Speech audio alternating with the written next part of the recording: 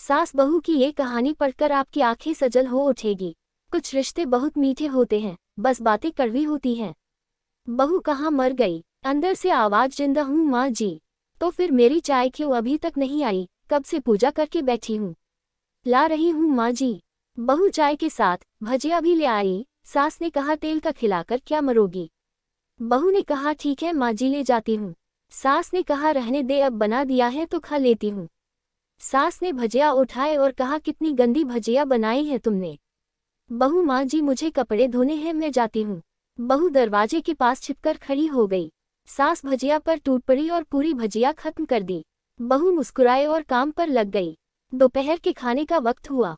सास ने फिर आवाज लगाई, कुछ खाने को मिलेगा? बहू ने आवाज नहीं दी। सास फिर चिल्लाई, भूखे मारोगी क्या? बहू आई सामने, खिचड़ी रख दी। सास गुस्से से, ये क्या है? मुझे इसे नहीं खाना, इसे ले जाओ। बहू ने कहा, आपको डॉक्टर ने दिन में खिचड़ी खाने को कहा है, खाना तो पड़ेगा ही। सास मुंह बनाते हुए, हाँ तू मेरी माँ बन जा। बहू फिर मुस्कुराए और चली गई। आज इनके घर पूजा थी। बहू सुबह 4 बजे से उठ गई। पहले स्नान किया, फिर फूल लाए, माला बनाए, रसोई साफ की, पकवान और भोज बनाया। सुबह के 10 बज गए। अब सास भी उठ चुकी थी। बहू अब पंडित जी के साथ भगवान के वस्त्र तैयार कर रही थी। आज ऑफिस की छुट्टी भी थी और उनके पति भी घर पर थे। पूजा शुरू हुई। सास चिल्लाती, बहू ये नहीं है, वो नहीं है। बहू दौड़ी दौड़ी आती और सब करती। अब दोपहर के 3 बज गए थे। आरती की तैयारी चल रही थी। पंडित जी ने सबको आरती के लिए बुलाया और सबके हाथों में थाली दी। जैसे ही बहू ने थाली पकड़ी, थाली हाथों से गिर पड़ी। शायद भोज बनाते हुए बहू के हाथों में तेल लगा था, जिसे वो पोंछना भूल गई थी। सारे लोग तरह तरह की बातें करने लगे। कैसी बहू है, कुछ नहीं आता, एक काम भी ठीक से नहीं कर सकती, ना जाने कैसी बहू उठा लाए। एक आरती की थाली भी संभाल नहीं सकी। उसके पति भी गुस्सा हो गए, पर सास चुप रही, कुछ नहीं कहा, बस यही बोल के छोड़ दिया, सीख रही है, सब सीख जाएगी धीरे धीरे।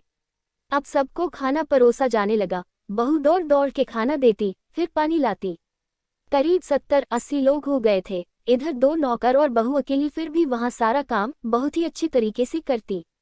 अब उसकी सास और कुछ आस पड़ोस के लोग खाने पर बैठे। बहू ने खाना परोसना शुरू किया। सबको खाना दे दिया गया। जैसे ही पहला निवाला सास ने खाया, तुमने नमक ठीक नहीं डाला क्या? एक काम ठीक से नहीं करती, पता नहीं मेरे बाद कैसे ये घर संभालेगी। आस पड़ोस वालों को तो जानते ही हो ना साहब, वो बस बहाना ढूंढते हैं नुक्स निकालने का। फिर वो सब शुरू हो गए, ऐसा खाना है, ऐसी बहू है, ये वो वगैरह वगैरह। दिन का खाना हो चुका था। अब बहू बर्तन साफ करने नौकरों के साथ लग गई। रात में जगराता का कार्यक्रम रखा गया था। बहू ने भी 1-2 गीत गाने के लिए स्टेज पर चढ़ी। सास जोर से चिल्लाई, मेरी नाक मत कटा देना, गाना नहीं आता तो मत गा, वापस आ जा।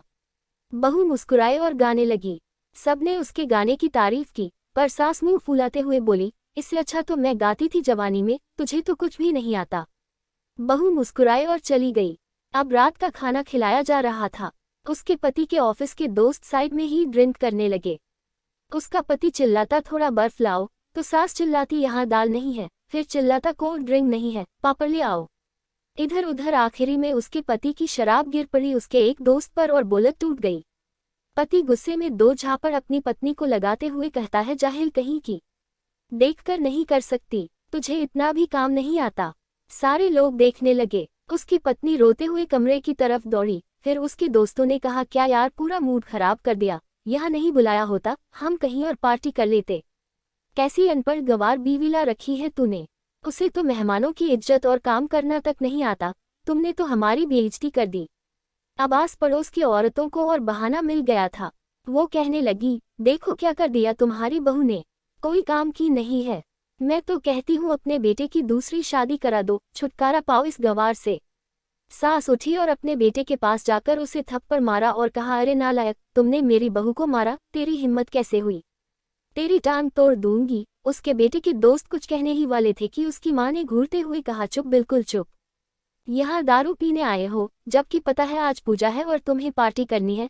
कैसे संस्कार दिए हैं तुम्हारे माता पिता ने, और किसने मेरी बहू को जाहिल बोला? जरा इधर आओ, चप्पल से मारूंगी अगर मेरी बहू को किसी ने शब्द भी कहा तो। अरे पापी, तूने उस लड़की को बस इसलिए मारा कि तेरी शराब टूट गई, पापी वो बच्ची सुबह 4 बजे से उठी है, घर का सारा काम कर रही है, ना सुबह से नाश्ता किया ना दिन का खाना खाया, फिर भी हंसते हुए सबकी बातें सुनते हुए ताने सुनते हुए घर के काम में लगी रही। तेरे यार दोस्तों को वो अच्छी नहीं लगी, जूते से मारूंगी तेरे दोस्तों को जो कभी उन्होंने ऐसा कहा। उसके यार दोस्त चुपके से खिसक लिए। अब सास बहू के कमरे में गई और बहू का हाथ पकड़कर बाहर लाई। सबके सामने कहने लगी, किसने कहा था अपनी बहू को घर से निकाल के दूसरी बहू ले आना? जरा सामने आओ। कोई सामने नहीं आया। फिर सास ने कहा, तुम जानते भी क्या हो इस लड़की के बारे में? ये मेरी माँ भी है, बेटी भी। माँ इसलिए मुझे गलत काम करने पर डांटती है और बेटी इसलिए कभी कभी मेरी दिल की भावनाएं समझ जाती हैं।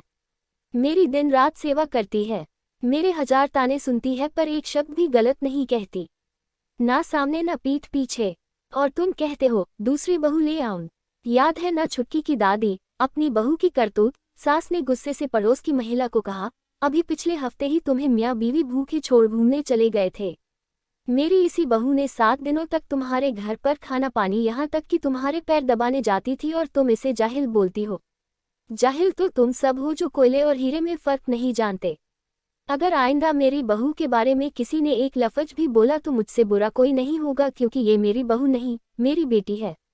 बहू अंदस को सिसकियां लेते हुए फिर कमरे में चली गई। सास ने एक प्लेट उठाए और भोजन परोसा। बहू के कमरे में खुद ले गई। सास को भोजन लाते देखा तो बहू ने कहा, अरे माँ जी आप क्या कर रही हो, मैं खुद ले लेती। सास ने प्यार से ताना मारते हुए कहा, डर मत, इसमें जहर नहीं है, मार नहीं डालूंगी तुझे। तुझे नई सास चाहिए होगी, पर मुझे अभी भी तू ही मेरे घर की बहू चाहिए। बहू ने अपनी सास को रोते हुए गले से लगा लिया। सास भी रो दी पहली बार और कहा, चल खाना खा ले। फिर मजाक करते हुए कहा, फिर मेरे पैर दबाने चले आना और ये ख्याल मन में मत लाना कि सास पैर बोलती है, किसी दिन मैं इसका गला दबा दूंगी, क्योंकि कभी मैं भी यही सोचती थी। दोनों खूब हंसने लगती हैं। कुछ रिश्ते बहुत मीठे होते हैं, बस बातें कड़वी होती हैं।